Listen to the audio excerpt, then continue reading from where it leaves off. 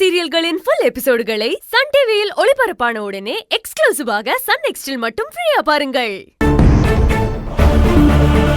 ஏமா செவந்தி, நீயே ஒரு சுமங்கலி பொண்ணு தானே, நீயே வாங்கிக்கலாம்ல.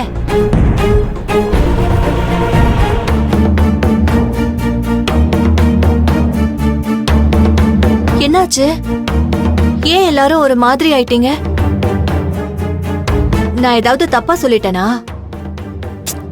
அப்படிலாம் ஒண்ணும் இல்லம்மா. நான் கேட்கணும்னு நினைச்ச செவந்தி, வந்ததுல இருந்து உன் வீட்டுக்காரரை நான் பார்க்கவே இல்லையே. எங்க அவரு?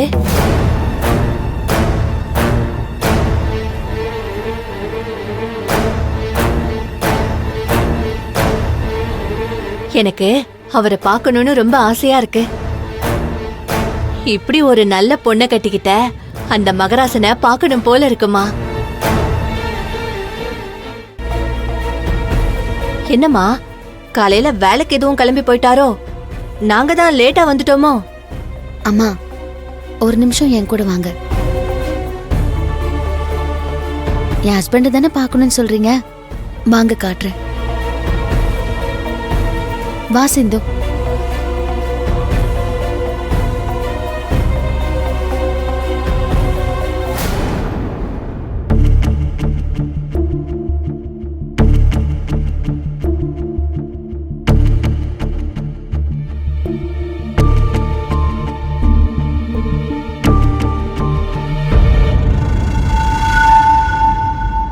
அம்மா, என் ஹஸ்பண்ட் எங்கன்னு கேட்டீங்கல்ல, இவர்தான்.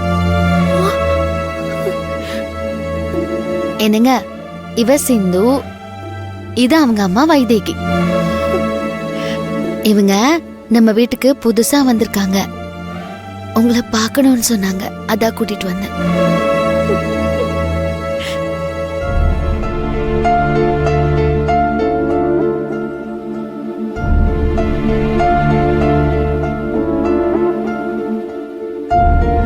செவந்தி, சாரி செவந்தி, நான் இதை எதிர்பார்க்கவே இல்லை.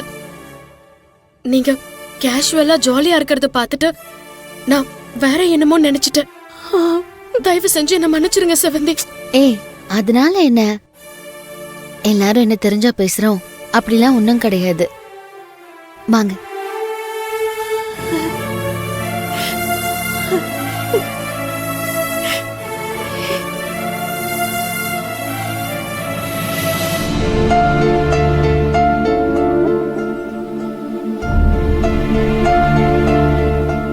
இதனாலதான் மாமா கிட்டயும் அத்தை கிட்டயும் கொடுங்கன்னு சொன்னேன். தப்பா நினைச்சுக்காதீங்க.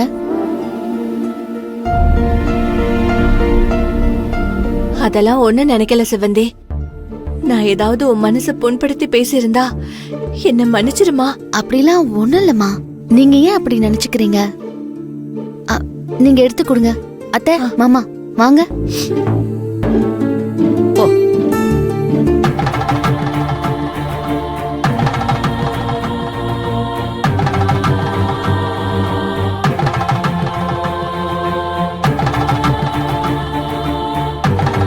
வைதேகி, செவ்வந்தி என் மருமகங்கிறதுக்காக நான் சொல்லல. அந்த புள்ளைய உங்களுக்கு அறிமுகப்படுத்தின அந்த கடவுளுக்கு தான் நன்றி சொல்லணும். அப்படி ஒரு தங்கமான புள்ள. என் பையன் போன பிறகு எங்க குடும்பத்தை அதாம பாத்துக்குது. எங்க பையன் இல்லைங்கிற குறையே தெரியாத அளவுக்கு எங்க குடும்பத்தையே அது ஒரு ஆளா தாங்கி பிடிச்சுக்கிட்டு இருக்கு. மாமா, எதுக்கு மாமா பழைய கதையெல்லாம் பேசிக்கிட்டு? விடுங்களேன். இல்லம்மா, சொல்ல வேண்டிய உண்மையை சொல்லித்தானே ஆகணும். நம்ம நிலவரை என்ன, நம்ம என்ன கஷ்டப்பட்டோங்கிறத இவங்களுக்கு சொல்லணும்மா. இத பாருமா, இன்னைக்கு நீங்க பாக்குற செவ்வந்தி அப்ப கிடையாது. என் பையன் இறந்த போது இந்த புள்ளைக்கு ஒண்ணுமே தெரியாது. அதுவா ஒவ்வொன்னா அடிபட்டு தான் இன்னைக்கு அது இந்த நிலைமைக்கு வந்திருக்குது. ஆரம்பத்துல ஒரு கவர்மெண்ட் ஆபீஸ்ல தான் இந்த புள்ள வேலை செஞ்சது. அங்க ஏகப்பட்ட பிரச்சனை. அந்த வேலையிலிருந்து தூக்குறதுக்கு நிறைய பேர் முயற்சி பண்ணாங்க. அதுல ஒரு ரவுடி பையன் இந்த புள்ளைய கொல்றதுக்கெல்லாம் முயற்சி பண்ணியிருக்கான். ஆனா கொல்ல முடியல. கடைசியில வேலையை தான் புடுங்க முடிஞ்சது. கவர்மெண்ட் வேலை போன உடனே நாங்கெல்லாம் இடிஞ்சு போயிட்டோமா. அந்த சமயத்துல செவந்தியோட வருமானத்துல தான் குடும்பமே நடந்துட்டு இருந்துச்சு. இருந்த வேலையும் போனதுக்கு அப்புறம் என்ன பண்றதுன்னே தெரியல. அப்பதான் செவந்தியும் எங்க அம்மாவும் சேர்ந்து பாரம்பரிய இந்த அப்பத்தா கைமணம்னு பொடி ஊறுகாயெல்லாம் தயாரிச்சாங்க. இன்னைக்கு அது நல்லா போய்கிட்டு இருக்குமா. அதுக்கு முக்கிய காரணம் செவந்தியோட கடுமையான உழைப்பும் எங்க அம்மாவோட கைமணமும் தான் காரணம். இத பாருமா, வெளியே மத்தவங்க குடும்பத்தை பத்தி எல்லாம் எனக்கு தெரியாது. ஆனா இந்த குடும்பத்தை பொறுத்த வரைக்கும் பொண்ணுங்க தான் இந்த குடும்பத்தை காப்பாத்தி அவங்க இந்த வீட்டோட தூணா இருக்காங்க. அதுல செவ்வந்தி ஆலமரம் மாதிரி இருக்காமா. நாங்கெல்லாம் சும்மா அவளுக்கு துணையா நிக்கிறோம், அவ்வளவுதான். இப்ப எதுக்கு மாமா இதெல்லாம்? அம்மா வாங்க சாப்பிடலாம். செவந்தி, நாம பண்ற உதவி எப்பவுமே நமக்கு பெருசா தெரியாதுமா. அந்த உதவிய வாங்கி அனுபவிக்கிறாங்கல்ல, அவங்களுக்கு தான் பெருசா தெரியும். எவ்வளோ பேரு உன்னை பத்தி நல்ல விதமா பேசும்போது நீ ஒவ்வொருத்தருக்கும் எவ்வளவு உதவி பண்ணிருக்கன்னு எனக்கு புரியுதுமா. ஆனா உன் மனச கஷ்டப்படுத்திட்டேனேன்னு எனக்கு ரொம்ப வருத்தமா இருக்குமா. என்ன மன்னிச்சிருமா. என்னம்மா நீங்க கஷ்டப்படுத்துனீங்க? அதெல்லாம் ஒண்ணும் இல்ல.